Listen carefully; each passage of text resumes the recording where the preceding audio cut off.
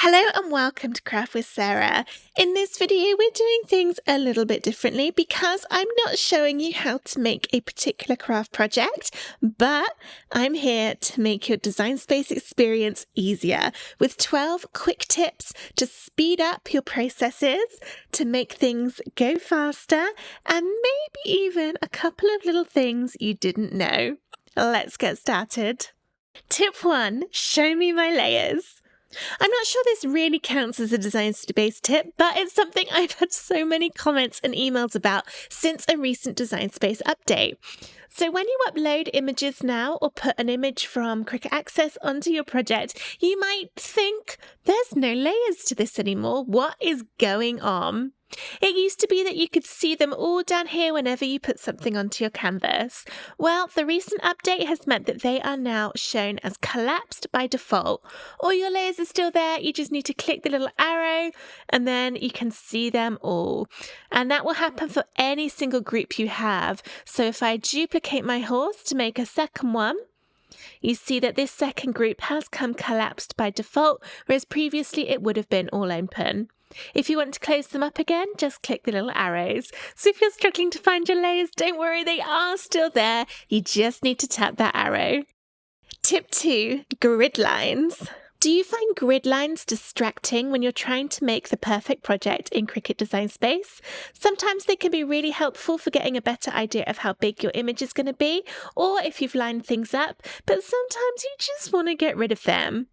Did you know there's a super quick and easy way to do this? All you need to do is click this little square at the top of your screen where the 2 zeros are on the rulers. So if I click it once, my grid lines have disappeared, and then you can click again to get larger grid lines. Click once more, you go back to the original, and you can click as many times as you like to cycle through all of the different types of grid.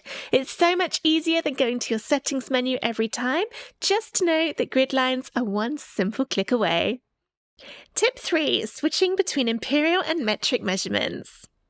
By default, you'll probably find that Design Space loads in inches. You can tell this by looking at the measurements across the top. If you want to change this, simply click the little arrow next to your profile at the top and go into Settings. And then you can click into Canvas, and then you've got an option here to change your units from imperial to metric. If I click onto metric, and then press done, it's changed now, so now my screen is showing in centimeters instead of inches. You can change back at any time by doing the same thing. Click the little arrow next to your name, go to settings, click canvas, and switch back to imperial. Don't forget to click the done button, and now we've switched it all back to inches. Tip 4, zoom out in one click. Sometimes when you're working on a project, you might zoom in quite a long way to help you kind of play about with all of the details and add little bits to your picture. But did you know there is an easy way to zoom out again in just one click? To get back to 100%, let's just zoom in a little bit more actually. Let's go all the way to 300. To zoom out, you don't need to click the minus arrow loads of times to get back to 100. You can just click where it says the number, do a single click, boom, back to 100% in just one click. So quick and easy. Tip 5, changing the canvas color. Sometimes when you're working on a project in Cricut Design Space, you might find, especially if you've got lots of white on your design, it's a little bit hard to see against the white background, particularly if you're working with your grid lines off. For instance, I love this new Create Sticker feature that was added recently, where you can quickly turn anything into a sticker, including adding a border around the edge. However, this does get a little bit tricky to see, and sometimes if you're doing it with an offset rather than using the sticker tool, you don't even get the black outline around the edge, which means it's pretty much impossible to see. To make it easier, look down the bottom of the Layers panel and you'll see it says Blank Canvas with a white rectangle next to it. Click on that rectangle and then the very top of your screen in Design Space changes. Now you can see you have this little color box up here. Click it and then you can change your background color to anything you want. Choose your color. It takes a few seconds to load, but then you can see you can change it to whatever you want to make it easier to see what you're working with. To change it back to white, just click on the white there. And once you click away, and click back to your image or click into any of the tools down the left-hand side, then you'll get your regular border back. If you want to change it again at any point, just make sure you don't have any layers selected, go down the bottom, hit that rectangle again, and then you can change the colour. Tip 6, duplicating in place. This little trick in Cricut Design Space has made my life so much easier. Sometimes when you're creating a project, you might want to duplicate a layer but have it in exactly the same place as the original.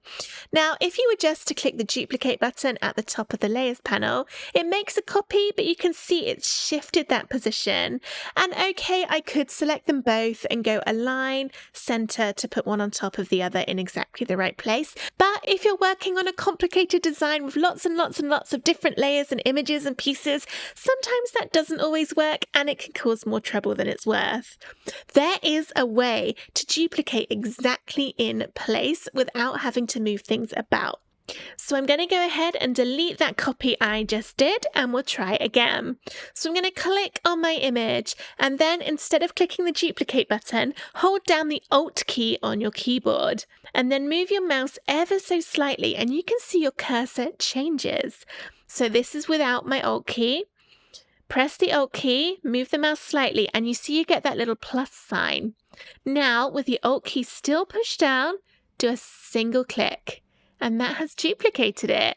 You can't see it here on the left, but over here on the right, you can see there are now 2 versions of my flower.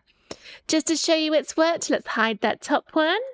Let's turn that one into yellow. And then when I put this one on top, there's the second one. So I've now got 2 exactly in place, which makes it really easy if I want to do something like hide all the contours to see how it looks in a different color underneath. I love this tip and I use it every single time I'm doing something in Design Space. Tip 7, keyboard shortcuts.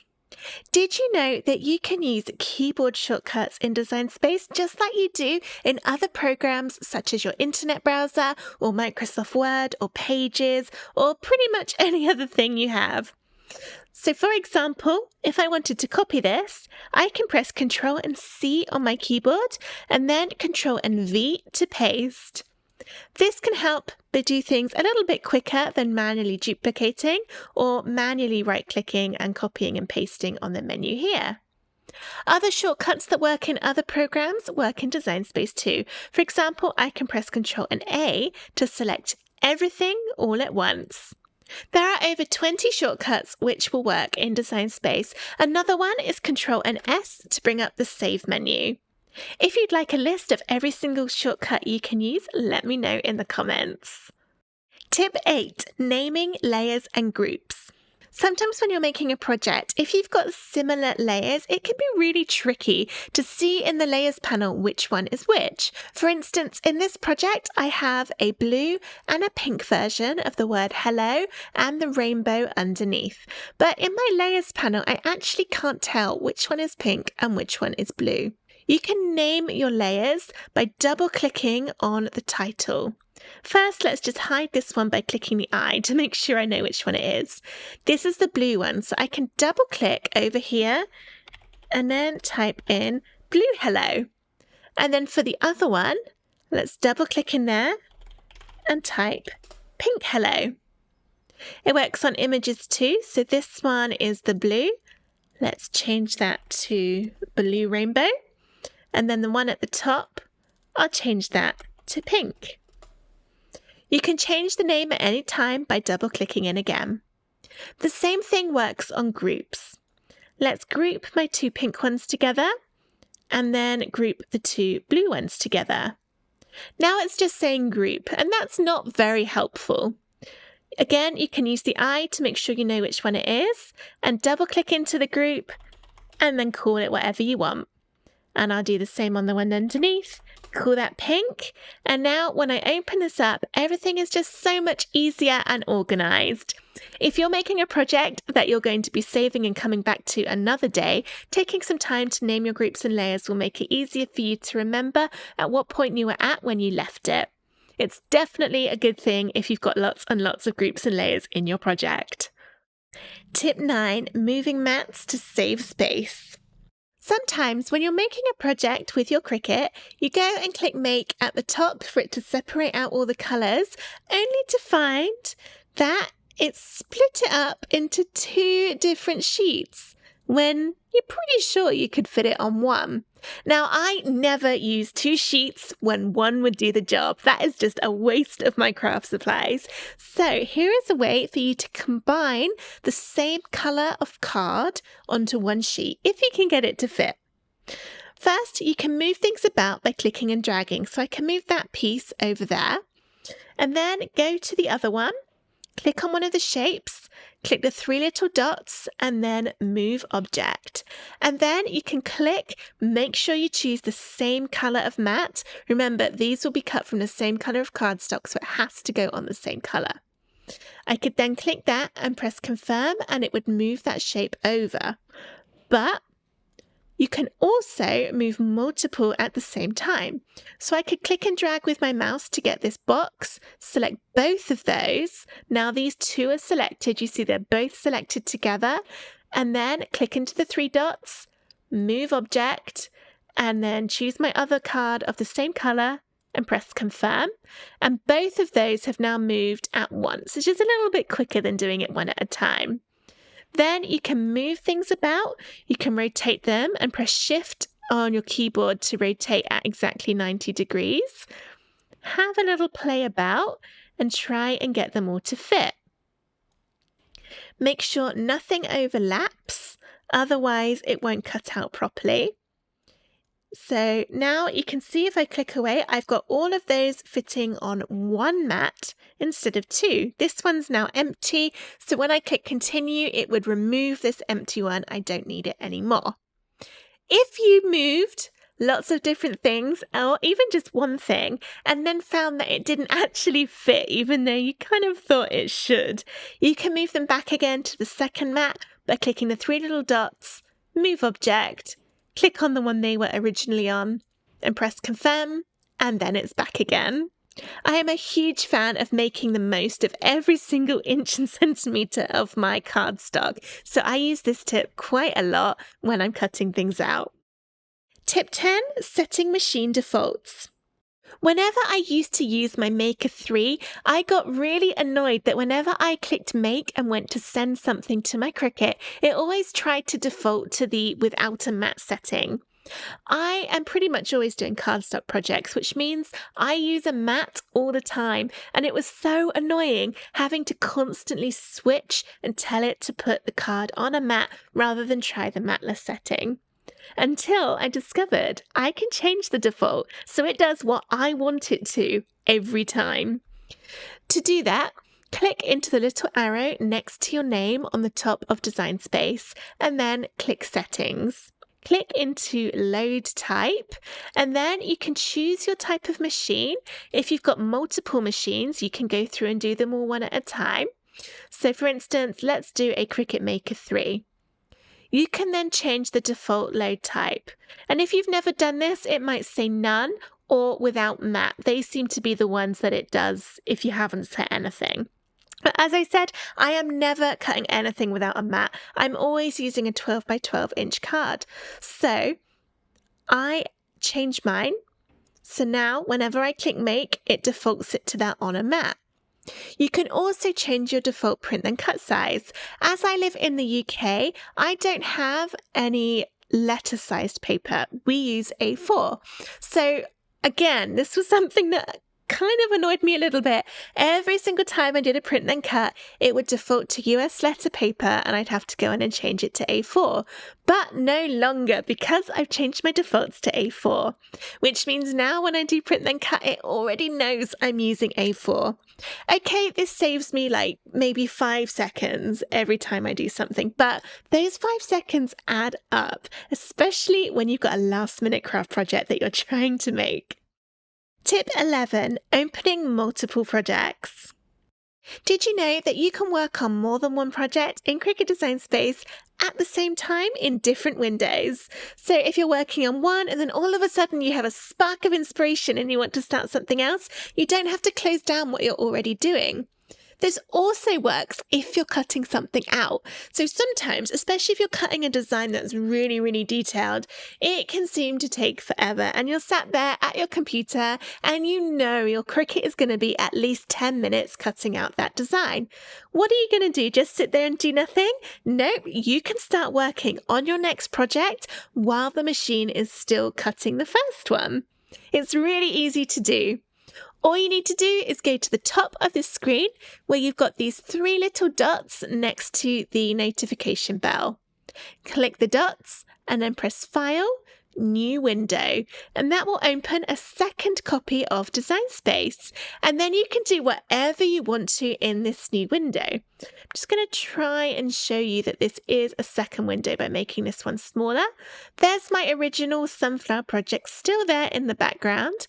And here's my new one. I can do whatever I want to. I could start a new project, or I could find a project in Cricut Access and make it and customize it. Let's go for these pretty flowers. Can click on Customize, and it will open it for me.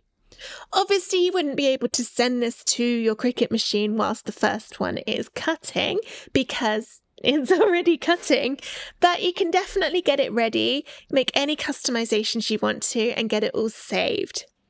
One thing I've never actually tried is if you had more than one machine, if you could get both those machines cutting different projects at the same time. For instance, I've got a Maker and I have a Cricut Joy Extra. Maybe I could have my Maker cutting one project and the Joy Extra cutting the second at the same time. Have you ever tried that before? Does it work? I think I'm going to have to give it a go and see. Tip 12, copy and pasting between projects. Sometimes you might want to move all of or part of a project that you've already saved into a different project. So you're making something new, but you want a little bit from something you've done before in that new project without overwriting or modifying the original.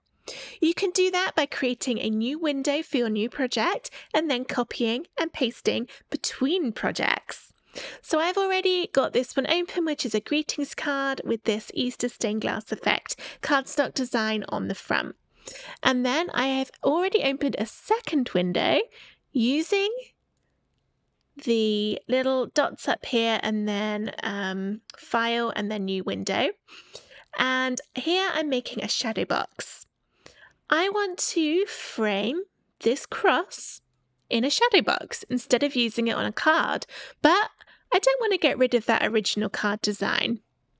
So what I can do is click to my original project, and then I'm going to find my group here. So this is my cross. Let's just undo that to put it back. And here it is. Right click on it and press Copy. And then go to your new project.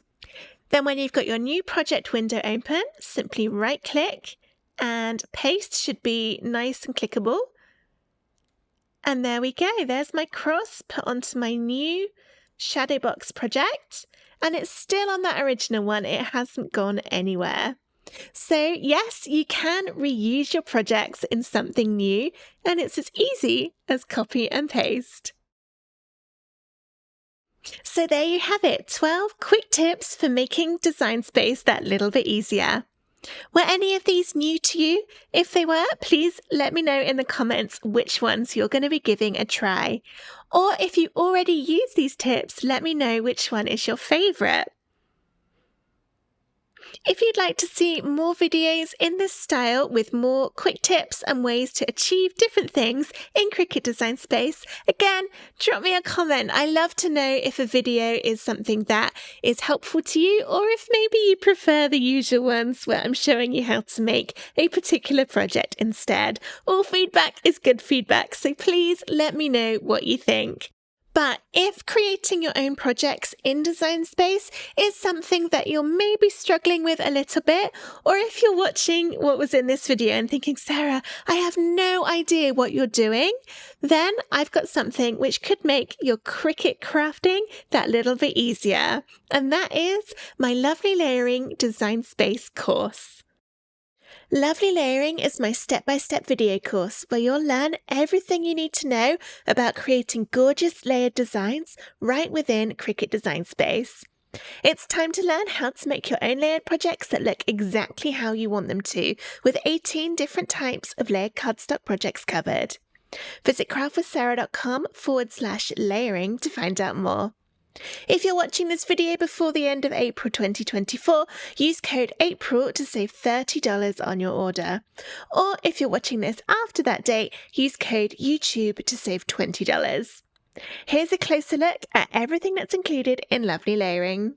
Lesson 1, Part 1, Making Layered Designs with the Contour Tool. Learn how to turn one-colour images into beautiful multi-layered designs using the Contour Tool in Cricut Design Space. If you're new to Design Space, you'll want to start with this lesson as it teaches the key tools we'll be using for the rest of the projects. It's the perfect introduction to creating layered cardstock designs. Lesson 1, Part 2, Adding More Depth with the Slice Tool. This lesson builds on Part 1. Instead of simply filling in the patterns on the Zentangle images with colours, you'll use the Slice tool to split up the image to create more realistic depth. Watch your images transform into gorgeous and realistic 3D designs. Lesson 2, Layering Text and Words with Offset. The Offset tool allows you to easily create layered designs that work really well as cake toppers or to go on greetings cards.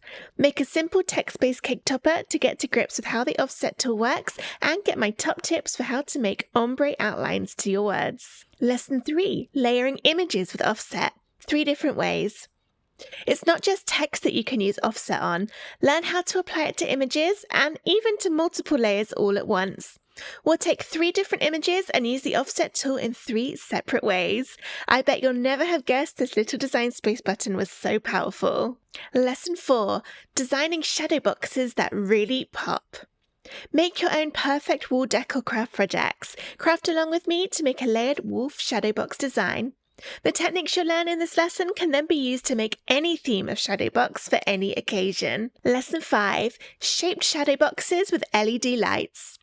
Let's level up our shadow boxes by creating the 3D levels inside the shape of another image instead of simply putting them into a square. Learn the key differences between designing a shadow box to be cut from coloured cardstock versus one that's lit up with LED or fairy lights. Lesson 6, Layered greetings cards for any occasion. Make easy greetings cards for all occasions. Creating personalised cards for family and friends is the perfect way to show how much you care for them. This is one of the most popular lessons in Lovely Layering. We'll even add a score line to make the cards easy to fold. Lesson 7, Stencil letter shadow boxes with DIY patterns. Add your initial to a shadow box and create a stepped shadowing effect with a custom pattern. Personalised home decor never got so easy. Whoever it's for, you can make them something unique. Lesson 8, Part 1, Simple layered letters using any font. Layered letters were the first things I ever made when I got my Cricut, so I love teaching these lessons. Let's start with a simple introduction to making layered letters with a floral rose initial. Lesson 8, Part 2, Complex layered letters, aka mandala alphabets. Take everything you learned in the previous video and expand on it. Add custom patterns inside letters, create filigree backgrounds, and add images to the top. The end results are nothing short of stunning. Lesson 9, Add layers to any silhouette or outline image. Found the perfect image to use in your craft project, but it's a solid silhouette with no patterns to use to create layers. Here's how to convert solid images into an outline and then add a beautiful mandala design inside so that it can be layered. Lesson 10, Designing layered clocks, a great birthday gift. Make a custom clock that really works. See how to position the numbers so that they look even around the edge of the clock and add fun designs to the middle. I bet you never thought you could make this with your Cricut. Lesson 11, Creating detailed word scenes with pictures inside. Stretch the same layered design across multiple separate layers to build a fun and unusual word scene. Word scenes look wonderful mounted in a long thin frame or even stuck directly onto a wall, particularly in nurseries or children's playrooms. Lesson 12, Simple shadow boxes with inset. Instead of building letters that pop outwards, how about building the layers inwards instead? This is another lesson using the trusty offset tool in Design Space. Make custom layered inset shadow boxes in just a couple of minutes. Lesson 13, Part 1, Converting PNG or JPEG images with outlines into cuttable designs. Ever wanted to take an image you found online and convert it to a layered cardstock design? Here's how. See how to upload images to Design Space and format them to improve the quality and turn them into cuttable creations. Lesson 13, Part 2, Converting images without outlines into cuttable designs. This is the same sort of thing as the previous lesson, but this time it's for when your original image doesn't have thick outlines on it. The steps needed to turn this type of image into a layered one is a little different, but it's still totally possible to do. Lesson 14, Part 1, Removing backgrounds from photographs. Before we can start turning photographs into layered designs, we need to do a few little tweaks to make them easier to convert. Here's how to remove backgrounds from photographs so that we can focus on crafting just the key elements of the photograph composition. Lesson 14, Part 2, Turning photo silhouettes into layered shadow boxes. Now that we've removed the background from our photo, we can cut it out. Here's how to turn a photo into a silhouette and then add it into a shadow box with a mandala background. Perfect for wedding photos and anniversary or Valentine's Day gifts. Lesson 15, Part 1, Converting photos to one-layer SVGs.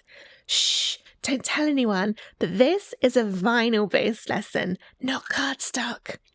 Turn a photograph into a one-layer SVG file that's suitable for cutting from vinyl, or cardstock, of course. This lesson uses free third-party software, not Design Space, but don't worry, it's really easy to use. Lesson 15, Part 2, Turning photos into grayscale layered designs. Use the same computer program from the previous lesson to turn your favourite family photos into layered grayscale designs. The different shades of grey make your photos look super realistic when cut from cardstock. Lesson 15, Part 3, Converting photos to coloured cardstock designs. Don't like the look of the grayscale designs? Use Design Space to turn it back into colour. This process takes a little while to complete, but once it's finished, you'll have a stunning full-colour cardstock replica of your original photograph. Lesson 16, Combine multiple images into one design. Got lots of images that you want to turn into one? See how to do that here. Turn multiple flowers into a beautiful bouquet displayed in a paper craft vase. Learn my tricks to format the layers to make it easy to stick together. Lesson 17, Paper Wreaths. Create beautiful flower wreaths from cardstock. These are such pretty paper craft projects.